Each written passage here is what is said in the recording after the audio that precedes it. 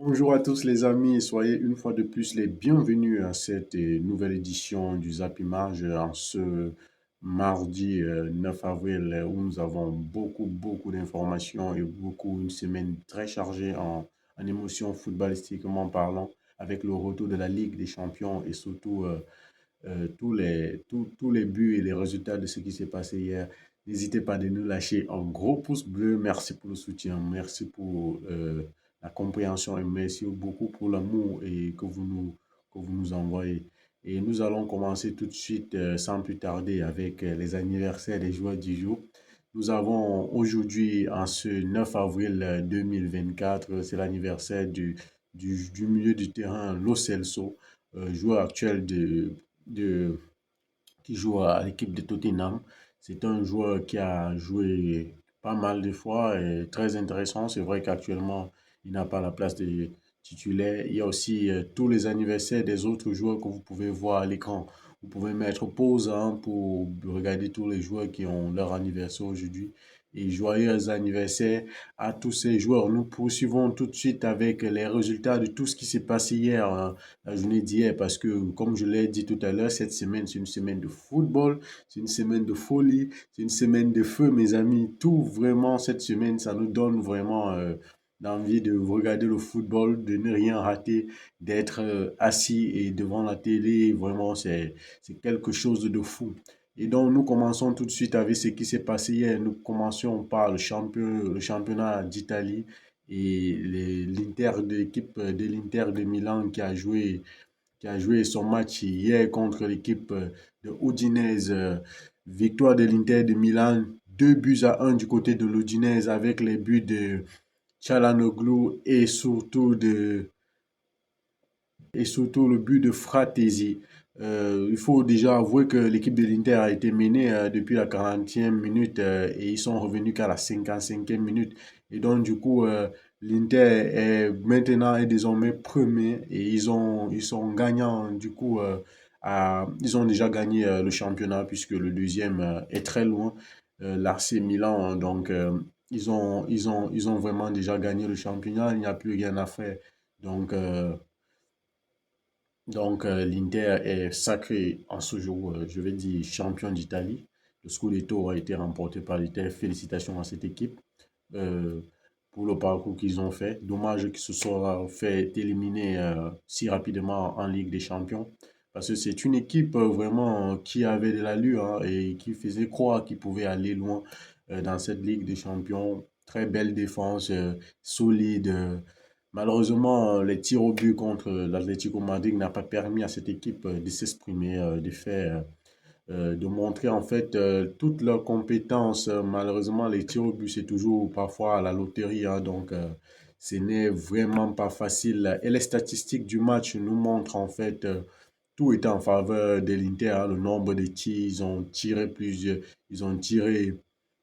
de 15 fois où ils ont marqué, ils ont les tirs cadrés, il y avait 6 tirs cadrés, 2 buts, et il y avait plusieurs tirs non cadrés, et déjà la position de balle est de 78% en faveur de l'Inter contre 22 simplement pour l'Udinese, et l'Udinese a fait un seul tir et un seul but comme ça. Et donc, c'est clair, hein, l'Inter devait gagner malgré les faits des jeux qui ont permis à ce que l'Udinese ouvre le score en première période.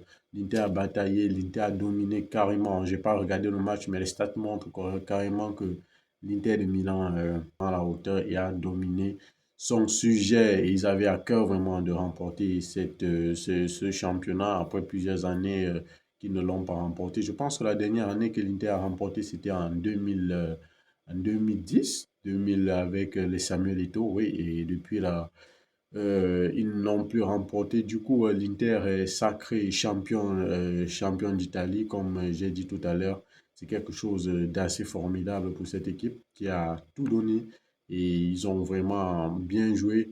Et après l'Inter, nous allons du côté de la première, nous allons du côté de la Saudi Pro League, la Saudi Pro League qui a donné son verdict hier. Il y avait plusieurs matchs de coupe du côté de l'Arabie Saoudite. notamment avec les derbies concernant l'équipe de Al Hilal, l'équipe de Neymar contre l'équipe de Al Nassr, l'équipe de Cristiano Ronaldo. Victoire, déjà, il faut avouer que c'est un match assez comme un classico, c'est comme un derby parce que actuellement, l'équipe de Al Hilal est premier du championnat et Al Nassr est second du championnat. Donc, du coup, ils ont un très grand nombre d'écarts et aujourd'hui, il était question que Al Nassr, vraiment, son espoir était de remporter cette coupe parce que là, en championnat, ils sont très très loin. Et Al Hilal ne perd presque pas. Ils sont invaincus, ils gagnent tous leurs matchs. Ils font pas de contre-performance comme Al Nassr. Donc déjà, qu'est-ce qui s'est passé? Le match s'est soldé par un but par un score de 2 buts à 1 en faveur de Al Hilal. Donc la logique a été respectée, la hiérarchie a été respectée. Al Hilal est premier du championnat. Ils ont gagné facilement ce match sans beaucoup de peine, hein, puisque nous voyons, ils ont ouvert le score à la 61e minute et ils ont doublé la mise à la 72e minute par Malcolm. Et du coup, il y a eu beaucoup de faits de jeu déjà et Sadio Mané qui a marqué au temps additionnel à la 99e minute. Déjà, il faut avouer qu'ils étaient déjà à partir de la 87e minute, ils étaient 10 contre 11 parce que Cristiano Ronaldo n'a pas pu, vous savez, c'est quelqu'un qui n'aime pas la défaite, il n'a pas pu vraiment digérer cette pression, l'impuissance de son équipe, l'impuissance de gagner et puis il s'est laissé emporter par la colère. Il a pris un carton rouge comme d'habitude pour avoir frappé un joueur de Al Hilal. C'est dommage vraiment, mais c'est comme ça. C'est quelqu'un qui est assez calme, mais aussi qui a des nerfs et on comprend tout à fait comment on se fait chambrer quand tu es une telle star. On veut te sortir de ton match, te déconcentrer, mais je pense que un joueur de sa carrure aurait déjà su qu'il y a autant de provocations vis-à-vis de lui. Parce que là, il répond même aux supporters, comme vous avez vu la dernière fois, il avait été suspendu pour 2 matchs pour avoir fait un grand geste aux supporters. Et là, il doit vraiment avoir gardé son sang-froid dans de tels matchs. Il a donc eu un carton rouge à la 87e minute et son équipe n'a pas pu remonter la pente. Donc, du coup, Al Nasser est éliminé de la coupe. Ils sont très loin derrière de Al Hilal en championnat. Et je pense qu'ils ont été éliminés de la Ligue des Champions. Donc, du coup, je pense que cette équipe, ils sont encore partis pour faire une année blanche sans aucun trophée, malheureusement pour eux. Et nous continuons du coup avec tous ces résultats de tous les matchs qui se sont passés hier. Donc, nous avons forcément beaucoup de résultats par rapport à ce qui s'est passé hier. Nous vous les présentons là avec déjà la victoire de l'Inter de Milan. Ça, c'est une réalité. Coupe de l'Arabie Saoudite où nous avons aussi l'équipe de Karim Benzema Al Hilal qui a joué hier mais qui a gagné contre Al Weda donc en demi-finale. Donc ils vont affronter l'équipe de Al Hilal en finale. Et pour info, Karim Benzema, après plusieurs mois de disette, a encore retrouvé le chemin de but. Ça fait plaisir. Il a participé à la victoire de son club en marquant le premier but du match. Et donc, ça fait tellement plaisir. Et nous continuons avec les actualités qui nous maintiennent aujourd'hui, à savoir la Ligue des Champions. Et là, nous avons tous ces grands joueurs qui doivent jouer aujourd'hui. Le programme d'aujourd'hui, ce sont les quarts de finale de la Ligue des Champions. Ah ouais, la Ligue des Champions est de retour. Nous avons des matchs assez alléchants ce jour. Déjà contre Arsenal, contre Bayern Munich, du côté de Arsenal. Et qu'est-ce que nous allons voir aujourd'hui? Nous avons aussi le Real Madrid contre Manchester City. Ce sont des affiches de rêve qui nous font rêver. Et sans plus tarder, nous allons disséquer ces différentes affiches qui nous attendent ce jour et quels sont les enjeux pour chaque club, quelles sont les situations de chaque club. Déjà, aujourd'hui, nous avons 3 clubs carrément qui jouent déjà le titre dans leurs différents championnats et le Bayern Munich qui a quasiment perdu ce week-end par sa défaite et la victoire du leader Leverkusen. Donc là, nous avons des équipes qui sont assez prêtes physiquement, le Bayern qui est assez diminué mentalement. Et aussi, je peux dire que Arsenal, du côté d'Arsenal, il y a vraiment cette mouvance, cette envie de jouer. Mais ils sont en pleine course aussi pour le titre. Ils sont un peu départagés. En savoir, ils sont toujours en course pour le titre de la Première Ligue. Mais pourtant, je pense qu'une équipe comme le FC Bayern, malgré ses mauvais résultats en championnat, ils savent qu'il ne reste que la coupe. Ils ont été éliminés aussi en Coupe d'Allemagne. Il ne reste que la Champions League. Donc, le Bayern peut tout donner pour sauver sa saison avec ce titre. Donc, il faut que l'équipe d'Arsenal fasse très, très attention à cette équipe du Bayern. Et nous continuons avec la seconde rencontre, à savoir le Real Madrid de la Liga qui est aussi City, qui est en course pour la Première Ligue et surtout qui est champion en titre de la Champions League, qui est le champion sortant. Donc, ce sera un match assez serré entre ces deux équipes. Donc, il va falloir que chacun donne du sien. C'est un match très difficile à pronostiquer parce que les équipes sont assez équilibrées, on peut dire, et chacun a un style de jeu différent. Donc, c'est assez compliqué de pronostiquer. Et donc, nous allons continuer toujours dans cette mouvance, Real Madrid contre Manchester City. Nous allons parler des équipes un peu qui sont fans qui vont supporter Manchester City d'un côté et le Real Madrid de l'autre côté. Donc, nous avons, comme vous pouvez l'apercevoir, les supporters de Manchester United étant ennemis de Manchester City seront forcément derrière le Real Madrid. Vous savez, en Londres, en Europe, ce sont des coups de gueule dans les mêmes villes qu'il y a les mêmes clubs. Aucun club ne veut que l'autre gagne le championnat, sinon ils vont perdre la face et ainsi de suite. Et du côté de Manchester City, comme il y a les supporters de Barcelone vont forcément supporter Manchester City parce ils sont ennemis du Real. Donc, c'est assez flagrant, mais c'est comme ça, c'est ça le foot qu'on aime. Donc, c'est une anecdote par rapport au foot. Et nous revenons un peu sur cette rencontre toujours avec les propos de Pep Guardiola, l'entraîneur de Manchester City, qui dit le meilleur joueur pour contrôler Vinicius Junior est Walker. Mais il est blessé, il est blessé à l'entraînement. Nous devons trouver une solution. Guardiola est là, mais il est incertain pour demain. Guardiola est là, mais il est incertain pour demain, autant pour moi. Et nous continuons et dit, le Real Madrid a exclu Courtois, Militao, Alaba pendant des mois. Il s'agit de trouver des solutions. Donc, le Real Madrid a été exclu, autant pour moi. De ces joueurs-là, donc ils n'ont pas pu avoir tous ces joueurs pour jouer. Et maintenant, je pense que ces joueurs sont de retour. Nous continuons toujours avec cette rencontre. Il y a Rico Lewis, la jeune pépite, le jeune joueur anglais qui devait être titulaire aujourd'hui contre le Real Madrid à Bernabeu.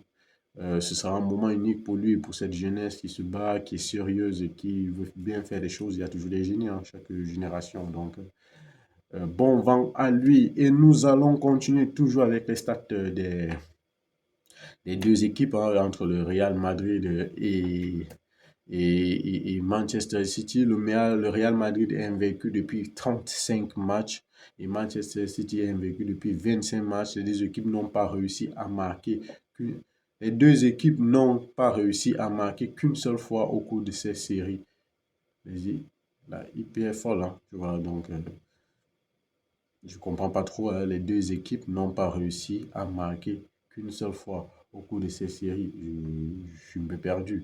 Mais ce qu'on peut retenir de cette information, c'est que les deux équipes ont 35 ans, ils sont invaincus depuis plusieurs matchs. Déjà, le Real Madrid a 10 matchs de plus où ils sont invaincus que Manchester City. Donc, ce sont des statistiques ahurissantes. Ce sont des équipes en forme, des équipes prêtes qui peuvent faire le match et qui veulent faire le jeu et qui veulent vraiment s'en sortir. Et nous continuons toujours avec cette confrontation entre le Real Madrid et Manchester City. Et nous avons là le nombre de trophées de Ligue des Champions du Real qui est supérieur à tous les trophées remportés par l'équipe de Manchester City. Hein. Incroyable. Le Real Madrid n'a que 14 Champions League, juste la Champions League sans compter le championnat, sans compter les coupes, sans compter aussi les super coupes UEFA et tout et tout. Juste les Champions League du Real, le nombre de Champions League du Real est supérieur au nombre de trophées remportés par l'équipe de Manchester City. Et nous continuons toujours dans cette même mouvance avec tout ce qui va se passer cette semaine. Tous les matchs que nous avons, c'est fou, hein. On commence aujourd'hui vraiment avec ce Real Madrid City. Et demain, nous aurons Paris Saint-Germain, Barcelone. Nous avons Arsenal, Bayern et surtout nous avons encore cet Atlético BVB. Vous pouvez voir les réactions choquantes qui font que ce sont des matchs assez alléchants dont j'ai parlé d'un week-end assez chargé, un week-end assez bon. L'UEFA Champions League nous annonce vraiment des quarts de finale de folie cette année et nous en sommes vraiment ravis et nous continuons toujours dans cette. Nous parlons aussi de score 90 qui a fait 90 minutes score qui prédit en fait les résultats, les différents résultats de cette semaine de Ligue des Champions. Nous avons là, ils disent une victoire d'Arsenal à domicile 2-0. Le Real Madrid et Manchester City, un but partout. Et le PSG et Barcelone, un but partout. Et victoire d'Atlético Madrid 3-1 face à Dortmund. Qu'en pensez-vous? Je veux voir vos trucs en commentaire, vos pronostics aussi en commentaire. Et ouais, ça c'est leur avis, hein. On ne peut pas leur en vouloir ça.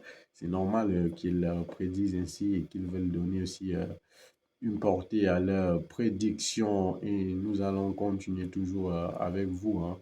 Nous vous montrons tous les arbitres qui vont officier pour cette semaine de Ligue des Champions. Nous avons l'arbitre français François Lexier qui va d'abord officier aujourd'hui sur la rencontre entre Real Madrid et Manchester City. Et du côté de la Première Ligue, du côté d'Arsenal, ce sera l'arbitre ukrainien qui va officialiser Glenn Seberg entre Arsenal et le Bayern Munich. Et c'est Anthony Taylor, le célèbre arbitre anglais, qui va officier à Paris contre le Barcelone. Et nous finissons par un arbitre italien qui va officier contre Margot Guida, qui va officier entre l'Atlético de Madrid et le BVB. C'est dommage, hein, c'est bizarre, il n'y a pas d'arbitre espagnol. Je sais pas, l'arbitrage en Espagne, qu'est-ce qu'il a? Voilà les quatre arbitres qui vont officialiser pour ces matchs. Et donc, pour vous, nous allons finir par là. Quelle est pour vous la meilleure rencontre à regarder? Quel est le meilleur clash à regarder entre tous ces matchs-là? Nous avons Vinicius Junior contre Erling Haaland. Ce soir, nous avons surtout Harry Kane contre le capitaine d'Arsenal. Oui, vous allez voir Odegaard, il s'appelle Martin Odegaard. Et nous avons demain Griezmann contre Marco Reus. Et surtout Kylian Mbappé contre Lewandowski. Quel est le meilleur clash d'après vous? Nous allons terminer sur ce et nous vous remercions de nous avoir regardé. Lâchez des commentaires, lâchez un pouce bleu, donnez la force et donnez-nous beaucoup d'amour. Nous vous remercions et nous vous donnons beaucoup de bisous pour votre assistance. Gros bisous à vous. Nous vous aimons. À bientôt. Bye bye.